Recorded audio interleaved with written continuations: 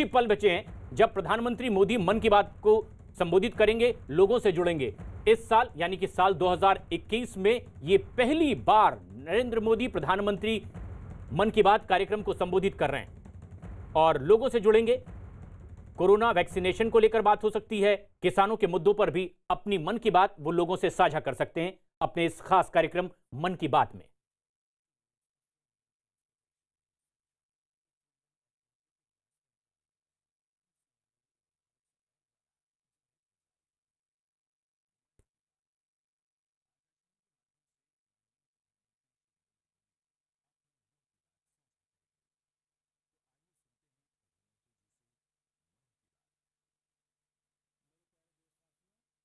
मन की बात इस साल का ये पहला कार्यक्रम, बस कुछ ही पलों में प्रधानमंत्री मोदी। मेरे प्यारे देशवासियों, नमस्कार। जब मैं मन की बात करता हूं तो ऐसा लगता है जैसे आपके बीच आपके परिवार के सदस्य के रूप में उपस्थित हूं। हमारी छोटी छोटी बातें जो एक दूसरे को कुछ सिखा जाए, जीवन के खट्टे मीठे अनुभव जो जी भर के जीने की प्रेरणा बन जाए, बस यही तो है मन की बात। आज 2021 की जनवरी का आखिरी दिन है। क्या आप भी मेरी तरह ये सोच रहे हैं कि अभी कुछ ही दिन पहले तो 2021 शुरू हुआ था? लगता ही नहीं कि जनवरी का पूरा महीना बीत गया है। समय की गति इसी को तो कहते हैं। कुछ दिन पहले की ही तो बात लगती है जब हम एक दूसरे को शुभकामनाएं दे रहे थे। फिर हमने लोहड़ी मनाई, मकर संक्रांति मनाई, पोंगल, बिहू मनाया। देश के अलग अलग हिस्सों में त्योहारों की धूम रही। 23 जनवरी को हमने नेताजी सुभाष चंद्र बोस के जन्मदिन को पराक्रम दिवस के तौर पर मनाया और 26 जनवरी को गणतंत्र दिवस की शानदार परेड भी देखी। राष्ट्रपति जी द्वारा संसद के संयुक्त सत्र को संबोधन के बाद बजट सत्र भी शुरू हो गया है। इन सभी के बीच एक और कार्य हुआ जिसका हम सभी को बहुत इंतजार रहता है। ये है पद्म पुरस्कारों की घोषणा। राष्ट्र ने असाधारण कार्य कर रहे लोगों को उनकी उपलब्धियां और मानवता के प्रति उनके योगदान के लिए सम्मानित किया। इस साल भी पुरस्कार पाने वालों में वे लोग शामिल हैं जिन्होंने अलग अलग क्षेत्रों में बेहतरीन काम किया है। अपने कामों से किसी का जीवन बदला है, देश को आगे बढ़ाया है। यानी जमीनी स्तर पर काम करने वाले अनसंग हीरोज को पद्म सम्मान देने की जो परंपरा देश ने कुछ वर्ष पहले शुरू की थी, वो इस बार भी कायम रखी गई है। मेरा आप सभी से आग्रह है कि इन लोगों के बारे में, उनके योगदान के बारे में जरूर जानें। परिवार में उनके बारे में चर्चा करें। देखिएगा सबको इससे कितनी प्रेरणा मिलती है। इस महीने क्रिकेट पिच से भी बहुत अच्छी खबर मिली। हमारी क्रिकेट टीम ने शुरुआती दिक्कतों के बाद शानदार वापसी करते हुए ऑस्ट्रेलिया में सीरीज जीती। हमारे खिलाड़ियों का हार्डवर्क और टीम वर्क प्रेरित करने वाला है। इन सब के बीच दिल्ली में 26 जनवरी को तिरंगा का अपमान देख देश बहुत दुखी भी हुआ। हमें आने वाले समय को नई आशा और नवीनता से भरना है। हमने पिछले साल असाधारण संयम और साहस का परिचय दिया। इस साल भी हमें कड़ी मेहनत करके अपने संकल्पों को सिद्ध करना है। अपने देश को और तेज गति से आगे ले जाना है। मेरे प्यारे देशवासियों, इस साल की शुरुआत के साथ ही कोरोना के खिलाफ हमारी लड़ाई को भी करीब करीब 1 साल पूरा हो गया है। जैसे कोरोना के खिलाफ भारत की लड़ाई एक उदाहरण बनी है, वैसे ही अब हमारा वैक्सीनेशन प्रोग्राम भी दुनिया में एक मिसाल बन रहा है। आज भारत दुनिया का सबसे बड़ा कोविड वैक्सीन प्रोग्राम चला रहा है। आप जानते हैं और भी ज्यादा गर्व की बात क्या है? हम सबसे बड़े वैक्सीन प्रोग्राम के साथ ही दुनिया में सबसे तेज गति से अपने नागरिकों का वैक्सीनेशन भी कर रहे हैं।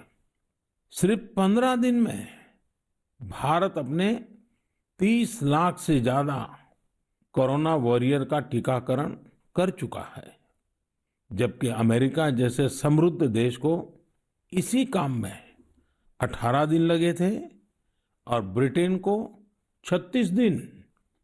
साथियों, मेड इन इंडिया वैक्सीन आज भारत की आत्मनिर्भरता का तो प्रतीक है ही, भारत के आत्मगौरव का भी प्रतीक है।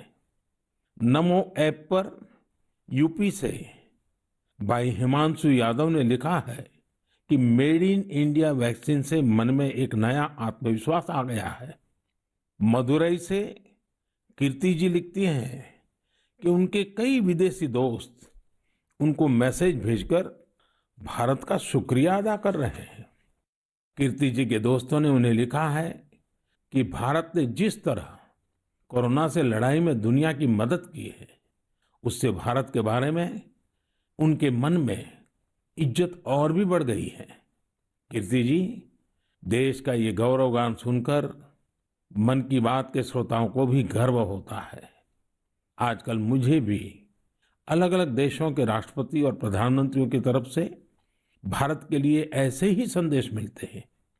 आपने भी देखा होगा, अभी ब्राजील के राष्ट्रपति ने ट्वीट करके जिस तरह से भारत को धन्यवाद दिया है, वो देखकर हर भारतीय को कितना अच्छा लगा। हजारों किलोमीटर दूर दुनिया के दूर सुदूर कोने के निवासियों को रामायण के उस प्रसंग की इतनी गहरी जानकारी है, उनके मन पर गहरा प्रभाव है। ये हमारी संस्कृति की विशेषता है। साथियों, इस वैक्सीनेशन कार्यक्रम में आपने एक और बात पर अवश्य ध्यान दिया होगा। संकट के समय में भारत दुनिया की सेवा इसलिए कर पा रहा है क्योंकि भारत आज दवाओं और वैक्सीन को लेकर सक्षम है, आत्मनिर्भर है। यही सोच आत्मनिर्भर भारत अभियान की भी है। भारत जितना सक्षम होगा, उतनी ही अधिक मानवता की सेवा करेगा, उतना ही अधिक लाभ दुनिया को होगा। मेरे प्यारे देशवासियों, हर बार आपके ढेर सारे पत्र मिलते हैं। नमो ऐप और माय गॉव पर आपके मैसेजेस, फोन कॉल्स के माध्यम से आपकी बातें जानने का अवसर मिलता है। इन्हीं संदेशों में एक ऐसा भी संदेश है जिसने मेरा ध्यान खींचा। ये संदेश है बहन प्रियंका पांडे जी का। 23 साल की बेटी प्रियंका जी हिंदी साहित्य की विद्यार्थिनी है और बिहार के सिवान में रहती है। प्रियंका जी ने नमो ऐप पर लिखा है कि वो देश के 15 घरेलू पर्यटन स्थलों पर जाने के मेरे सुझाव से बहुत प्रेरित हुई थी। इसलिए 1 जनवरी को वो एक जगह के लिए निकली जो बहुत खास थी। वे जगह थी उनके घर से 15 किलोमीटर दूर देश के पहले राष्ट्रपति डॉक्टर राजेंद्र प्रसाद जी का पैतृक निवास। प्रियंका जी ने बड़ी सुंदर बात लिखी है कि अपने देश की महान विभूतियों को जानने की दिशा में उनका ये पहला कदम था। प्रियंका जी को वहां डॉक्टर राजेंद्र प्रसाद जी द्वारा लिखी गई पुस्तकें मिली, अनेक ऐतिहासिक तस्वीरें मिली। वाकई प्रियंका जी, आपका यह अनुभव दूसरों को भी प्रेरित करेगा। साथियों, इस वर्ष से भारत अपनी आजादी के 75 वर्ष का समारोह अमृत महोत्सव शुरू करने जा रहा है। ऐसे में यह हमारे उन महानायकों से जुड़ी स्थानीय जगहों का पता लगाने का बेहतरीन समय है जिनकी वजह से हमें आजादी मिली। साथियों, हम आजादी के आंदोलन और बिहार की बात कर रहे हैं तो मैं नमो ऐप पर ही की गई एक और टिप्पणी की भी चर्चा करना चाहूंगा। मुंगेर के रहने वाले जयराम विप्लव जी ने मुझे तारापुर शहीद दिवस के बारे में लिखा है। 15 फरवरी 1932 1932 को देशभक्तों की एक टोली के कई वीर नौजवानों की अंग्रेजों ने बड़ी ही निर्ममता से हत्या कर दी थी। उनका एकमात्र अपराध यह था कि वे वंदे मातरम और भारत माँ की जय के नारे लगा रहे थे। मैं उन शहीदों को नमन करता हूं और उनके साहस का श्रद्धापूर्वक स्मरण करता हूं। मैं जयराम विप्लव जी को धन्यवाद देना चाहता हूं।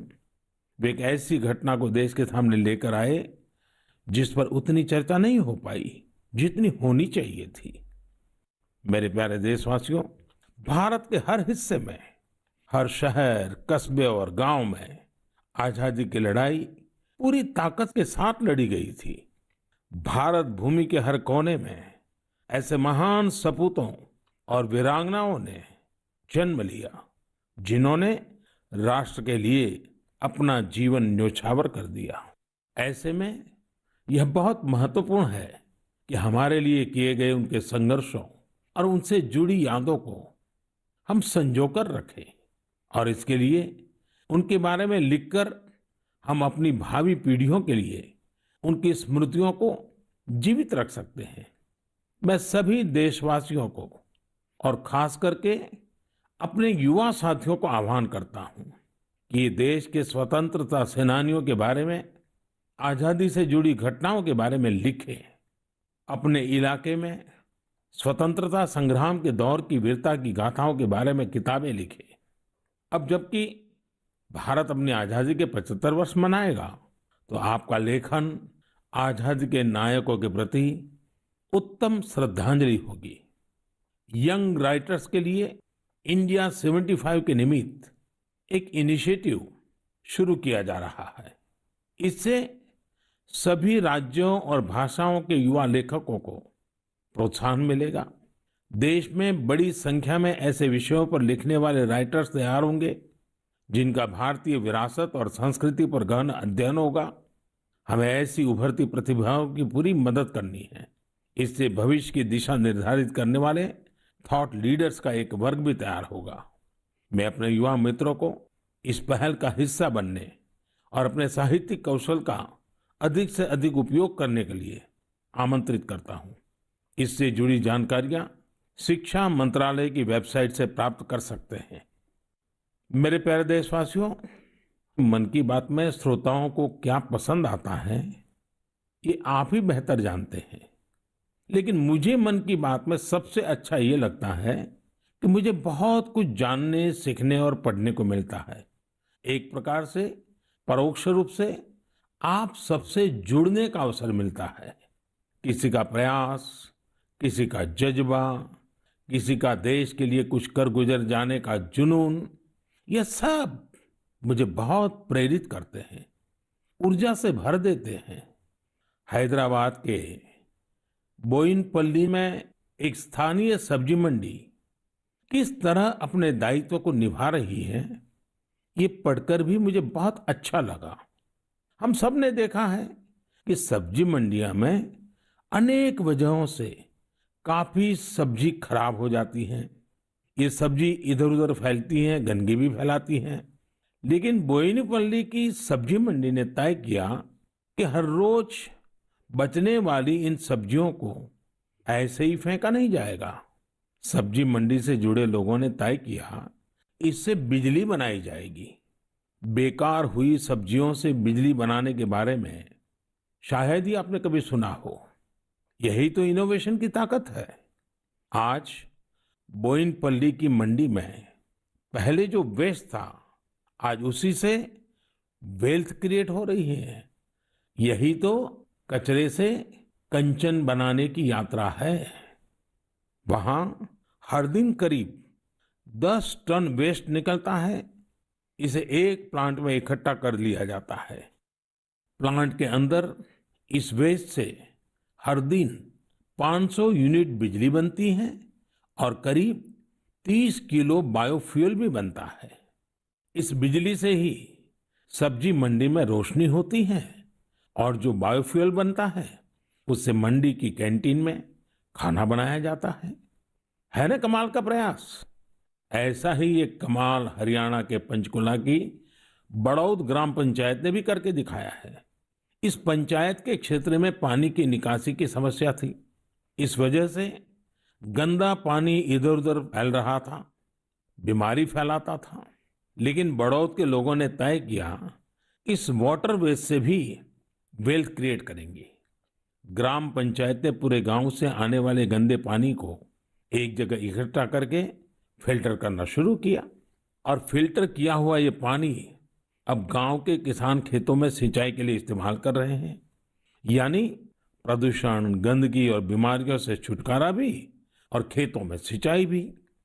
साथियों, पर्यावरण की रक्षा से कैसे आमदनी के रास्ते भी खुलते हैं, इसका एक उदाहरण अरुणाचल प्रदेश के तवांग में भी देखने को मिला। अरुणाचल प्रदेश के इस पहाड़ी इलाके में सदियों से मोन शुगु नाम का एक पेपर बनाया जाता है। ये कागज यहाँ के स्थानीय शुगु शेंग नाम के एक पौधे की छाल से बनाते हैं। इसलिए इस कागज को बनाने के लिए पेड़ों को नहीं काटना पड़ता है। इसके अलावा इसे बनाने में किसी केमिकल का इस्तेमाल भी नहीं होता है। यानी ये कागज पर्यावरण के लिए भी सुरक्षित है और स्वास्थ्य के लिए भी। एक वो भी समय था जब इस कागज का निर्यात होता था, लेकिन जब आधुनिक तकनीक से बड़ी मात्रा में कागज बनने लगे तो ये स्थानीय कला बंद होने की कगार पर पहुंच गई। अब एक स्थानीय सामाजिक कार्यकर्ता गोम्बू ने इस कला को पुनर्जीवित करने का प्रयास किया है। इससे यहाँ के आदिवासी भाई बहनों को रोजगार भी मिल रहा है। मैंने एक और खबर केरल की देखी है जो हम सभी को अपने दायित्वों का एहसास कराती है। केरल के कोट्टयम में एक दिव्यांग बुजुर्ग हैं, एनएस राजप्पन साहब। राजप्पन जी पैरालिसिस के कारण चलने में असमर्थ हैं, लेकिन इससे स्वच्छता के प्रति उनके समर्पण में कोई कमी नहीं आई है। वो पिछले कई सालों से नाव से वेम्बनाड झील में जाते हैं और झील में फेंकी गई प्लास्टिक की बोतलें बाहर निकाल करके ले आते हैं। सोचिए, राजप्पन जी की सोच कितनी ऊंची है। हमें भी राजप्पन जी से प्रेरणा लेकर स्वच्छता के लिए जहां संभव हो अपना योगदान देना चाहिए। मेरे प्यारे देशवासियों, कुछ दिन पहले आपने देखा होगा अमेरिका के सैन फ्रांसिस्को से बंगलुरु के लिए एक नॉन स्टॉप फ्लाइट की कमान भारत की 4 विमेन पायलट्स ने संभाली। 10,000 किलोमीटर से भी ज्यादा लंबा सफर तय करके ये फ्लाइट 225 से अधिक यात्रियों को भारत लेकर आई। आपने इस बार 26 जनवरी की परेड में भी गौर किया होगा, जहां भारतीय वायुसेना की 2 विमेन ऑफिसर्स ने नया इतिहास रच दिया है। क्षेत्र कोई भी हो, देश की महिलाओं की भागीदारी लगातार बढ़ रही है। लेकिन अक्सर हम देखते हैं कि देश के गांवों में हो रहे इसी तरह के बदलाव की उतनी चर्चा नहीं हो पाती। इसलिए जब मैंने एक खबर मध्य प्रदेश के जबलपुर की देखी तो मुझे लगा कि इसका जिक्र तो मुझे मन की बात में जरूर करना चाहिए। ये खबर बहुत प्रेरणा देने वाली है। जबलपुर के चिचगांव में कुछ आदिवासी महिलाएं एक राइस मिल में दिहाड़ी पर काम करती थी। कोरोना वैश्विक महामारी ने जिस तरह दुनिया के हर व्यक्ति को प्रभावित किया, उसी तरह ये महिलाएं भी प्रभावित हुई। उनकी राइस मिल में काम रुक गया। स्वाभाविक है कि इससे आमदनी की भी दिक्कत आने लगी, लेकिन ये निराश नहीं हुई। इन्होंने हार नहीं मानी। इन्होंने तय किया कि ये साथ मिलकर अपनी खुद की राइस मिल शुरू करेगी। जिस मिल में ये काम करती थी वो अपनी मशीन भी बेचना चाहती थी। इनमें से मीना रहंगडाले जी ने सब महिलाओं को जोड़कर स्वयं सहायता समूह बनाया और सबने अपनी बचाई हुई पूंजी से पैसा जुटाया। जो पैसा कम पड़ा उसके लिए आजीविका मिशन के तहत बैंक से कर्ज ले लिया और अब देखिए, इन आदिवासी बहनों ने वही राइस मिल खरीद ली जिसमें वो कभी काम किया करती थी। आज वो अपनी खुद की राइस मिल चला रही हैं। इतने ही दिनों में इस मिल ने करीब 3 लाख रुपए का मुनाफा भी कमा लिया है। इस मुनाफे से मीना जी और उनकी साथी सबसे पहले बैंक का लोन चुकाने और फिर अपने व्यापार को बढ़ाने के लिए तैयारी कर रही हैं। कोरोना ने जो परिस्थितियां बनाई, उससे मुकाबले के लिए देश के कोने कोने में ऐसे अद्भुत काम हुए हैं। मेरे प्यारे देशवासियों, अगर मैं आपसे बुंदेलखंड के बारे में बात करूं, तो वो कौन सी चीजें हैं जो आपके मन में आएगी? इतिहास में रुचि रखने वाले लोग इस क्षेत्र को झांसी की रानी लक्ष्मीबाई के साथ जोड़ेंगे। वहीं कुछ लोग सुंदर और शांत ओरछा के बारे में सोचेंगे। कुछ लोगों को इस क्षेत्र में पड़ने वाली अत्यधिक गर्मी की भी याद आ जाएगी। लेकिन इन दिनों यहाँ कुछ अलग हो रहा है जो काफी उत्साहवर्धक है और जिसके बारे में हमें जरूर जानना चाहिए। पिछले दिनों झांसी में 1 महीने तक चलने वाला स्ट्रॉबेरी फेस्टिवल शुरू हुआ। हर किसी को आश्चर्य होता है, स्ट्रॉबेरी और बुंदेलखंड, लेकिन यही सच्चाई है। अब बुंदेलखंड में स्ट्रॉबेरी की खेती को लेकर उत्साह बढ़ रहा है और इसमें बहुत बड़ी भूमिका निभाई है झांसी की एक बेटी गुरलीन चावला ने। लॉ की छात्रा गुरलीन ने पहले अपने घर पर और फिर अपने खेत में स्ट्रॉबेरी की खेती का सफल प्रयोग कर ये विश्वास जगाया है कि झांसी में भी ये हो सकता है। झांसी का strawberry festival stay at home concept पर जोर देता है। इस महोत्सव के माध्यम से किसानों और युवाओं को अपने घर के पीछे खाली जगह पर या छत पर टेरेस गार्डन में बागवानी करने और स्ट्रॉबेरीज उगाने के लिए प्रोत्साहित किया जा रहा है। नई टेक्नोलॉजी की मदद से ऐसे ही प्रयास देश के अन्य हिस्सों में भी हो रहे हैं। जो स्ट्रॉबेरी कभी पहाड़ों की पहचान थी, वह अब कच्छ की रेतीली जमीन पर भी होने लगी हैं। किसानों की आय बढ़ रही है। साथियों, स्ट्रॉबेरी फेस्टिवल जैसे प्रयोग इनोवेशन की स्पिरिट को तो प्रदर्शित करते ही हैं, साथ ही यह भी दिखाते हैं कि हमारे देश का कृषि क्षेत्र कैसे नई टेक्नोलॉजी को अपना रहा है। साथियों, खेती को आधुनिक बनाने के लिए सरकार प्रतिबद्ध है और अनेक कदम उठा भी रही है। सरकार के प्रयास आगे भी जारी रहेंगे। मेरे प्यारे देशवासियों, कुछ ही दिन पहले मैंने एक वीडियो देखा। वह वीडियो पश्चिम बंगाल के वेस्ट मिदनापुर स्थित नया पिंगला गांव के एक चित्रकार सरमुद्दीन का था। वो प्रसन्नता व्यक्त कर रहे थे कि रामायण पर बनाई उनकी पेंटिंग 2 लाख रुपए में बिकी है। इससे उनके गांव वालों को भी काफी खुशी मिली है। इस वीडियो को देखने के बाद मुझे इसके बारे में और अधिक जानने की उत्सुकता हुई। इसी क्रम में मुझे पश्चिम बंगाल से जुड़ी एक बहुत अच्छी पहल के बारे में जानकारी मिली, जिसे मैं आपके साथ जरूर साझा करना चाहूंगा। पर्यटन मंत्रालय के रीजनल ऑफिस ने महीने के शुरू में ही बंगाल के गांवों में एक इनक्रेडिबल इंडिया वीकेंड गेटवे की शुरुआत की। इसमें पश्चिम मिदनापुर, बांकुरा, बीरभूम, पुरुलिया, पूर्व बर्धमान, वहां के हस्तशिल्प कलाकारों ने विजिटर्स के लिए हैंडीक्राफ्ट वर्कशॉप आयोजित की। मुझे यह भी बताया गया कि इनक्रेडिबल इंडिया वीकेंड गेटवे के दौरान हैंडीक्राफ्ट्स की जो कुल बिक्री हुई, वो हस्तशिल्पकारों को बेहद प्रोत्साहित करने वाली है।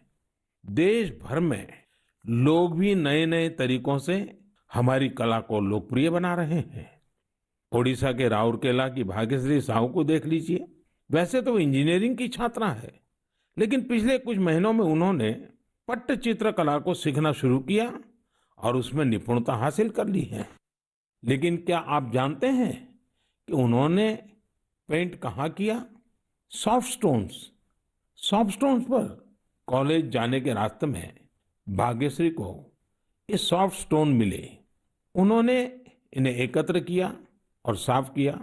बाद में उन्होंने रोजाना 2 घंटे इन पत्थरों पर पट्टचित्र स्टाइल में पेंटिंग की। वह इन पत्थरों को पेंट कर उन्हें अपने दोस्तों को गिफ्ट करने लगी। लॉकडाउन के दौरान उन्होंने बोतलों पर भी पेंट करना शुरू कर दिया। अब तो वो इस आर्ट पर वर्कशॉप भी आयोजित करती हैं। कुछ दिन पहले ही सुभाष बाबू की जयंती पर भाग्यश्री ने पत्थर पर ही उन्हें अनोखी श्रद्धांजलि दी। मैं भविष्य के उनके प्रयासों के लिए शुभकामनाएं देता हूं। आर्ट एंड कलर्स के जरिए बहुत कुछ नया सीखा जा सकता है, किया जा सकता है। झारखंड के दुमका में किए गए एक ऐसे ही अनुपम प्रयास के बारे में मुझे बताया गया। यहाँ मिडिल स्कूल के एक प्रिंसिपल ने बच्चों को पढ़ाने और सिखाने के लिए गांव की दीवारों को ही अंग्रेजी और हिंदी के अक्षरों से पेंट करवा दिया। साथ ही उसमें अलग अलग चित्र भी बनाए गए हैं। इससे गांव के बच्चों को काफी मदद मिल रही है। मैं ऐसे सभी लोगों का अभिनंदन करता हूं जो इस प्रकार के प्रयासों में लगे हैं। मेरे प्यारे देशवासियों, भारत से हजारों किलोमीटर दूर, कई महासागरों महाद्वीपों के पार एक देश है जिसका नाम है चिले। भारत से चिले पहुंचने में बहुत अधिक समय लगता है, लेकिन भारतीय संस्कृति की खुशबू वहां बहुत समय पहले से ही फैली हुई है। एक और खास बात यह है कि वहां पर योग बहुत अधिक लोकप्रिय है। आपको यह जानकर अच्छा लगेगा कि चिले की राजधानी सैंटियागो में 30 से ज्यादा योग विद्यालय हैं। चिले में अंतर्राष्ट्रीय योग दिवस भी बड़े ही उत्साह से मनाया जाता है। मुझे बताया गया है कि हाउस ऑफ डेप्यूटीज में योग दिवस को लेकर बहुत ही गर्मजोशी भरा माहौल होता है। कोरोना के इस समय में इम्यूनिटी पर जोर और इम्यूनिटी बढ़ाने में योग की ताकत को देखते हुए अब वे लोग योग को पहले से कहीं ज्यादा महत्व दे रहे हैं। चिले की कांग्रेस यानी वहां की पार्लियामेंट ने एक प्रस्ताव पारित किया है। वहां 4 नवंबर को नेशनल योगा डे घोषित किया गया है। अब आप ये सोच सकते हैं कि आखिर 4 नवंबर में ऐसा क्या है। 4 नवंबर 1962 को ही चिले का पहला योग संस्थान होजे राफाल एस्ट्राडा द्वारा स्थापित किया गया था। इस दिन को नेशनल योगा डे घोषित करके एस्ट्राडा जी को भी श्रद्धांजलि दी गई है। चिले की पार्लियामेंट द्वारा यह एक विशेष सम्मान है जिस पर हर भारतीय को गर्व है। वैसे चिले की संसद से जुड़ी एक और बात आपको दिलचस्प लगेगी। चिले सीनेट के वाइस प्रेसिडेंट का नाम रविंद्रनाथ क्विंटेरॉस है। उनका यह नाम विश्व कवि गुरुदेव टैगोर से प्रेरित होकर रखा गया है। मेरे प्यारे देशवासियों, माय गॉव पर महाराष्ट्र के जालना के डॉक्टर स्वप्निल मंत्री और केरल के पलक्कड़ के प्रहलाद राजगोपाल ने आग्रह किया है कि मैं मन की बात में सड़क सुरक्षा पर भी आपसे बात करूं। इसी महीने 18 जनवरी से 17 फरवरी तक हमारा देश सड़क सुरक्षा माह यानी रोड सेफ्टी मंथ भी मना रहा है। सड़क हादसे आज हमारे देश में ही नहीं, पूरी दुनिया में चिंता का विषय है। आज भारत में रोड सेफ्टी के लिए सरकार के साथ ही व्यक्तिगत और सामूहिक स्तर पर कई तरह के प्रयास भी किए जा रहे हैं। जीवन बचाने के इन प्रयासों में हम सबको सक्रिय रूप से भागीदार बनना चाहिए।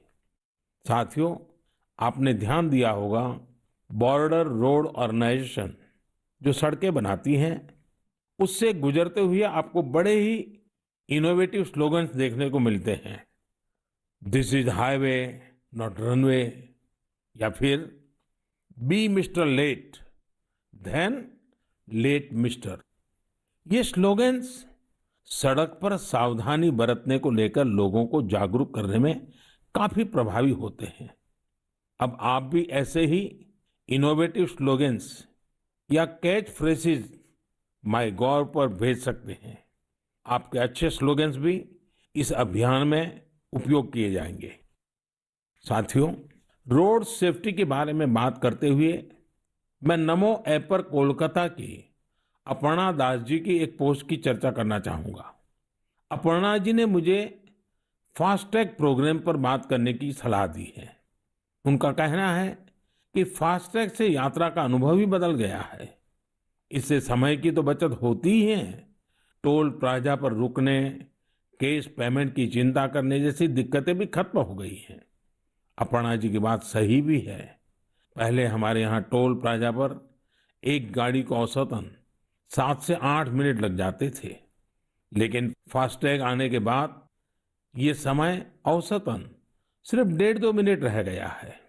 टोल प्लाजा पर वेटिंग टाइम में कमी आने से गाड़ी के ईंधन की बचत भी हो रही है। इससे देशवासियों के करीब 21,000 करोड़ रुपए बचने का अनुमान है, यानी पैसे की भी बचत और समय की भी बचत। मेरा आप सभी से आग्रह है कि सभी दिशा निर्देशों का पालन करते हुए अपना भी ध्यान रखें और दूसरों का जीवन भी बचाएं। मेरे प्यारे देशवासियों, हमारे यहाँ कहा जाता है, जल बिंदु निपातेन क्रमशः पूर्यते घटः, अर्थात एक एक बूंद से ही घड़ा भरता है।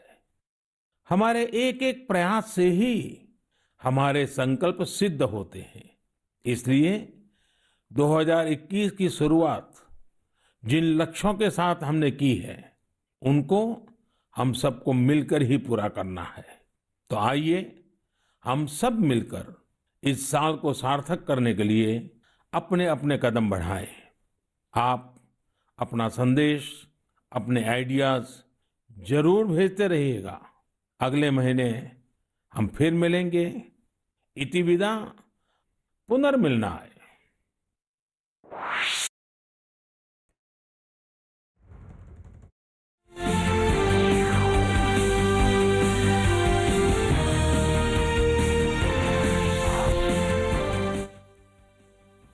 सदस्य के रूप में मन की बात में प्रधानमंत्री नरेंद्र मोदी ने दिल्ली में हुई हिंसा का भी जिक्र किया और उन्होंने कहा है कि लाल किले में तिरंगे के अपमान पर देश ने दुख जताया है, वो भी इस पर दुखी हुए। 26 जनवरी को जो घटना हुई उस पर दुख जताया। उन्होंने कहा कि इस घटना से देश दुखी है।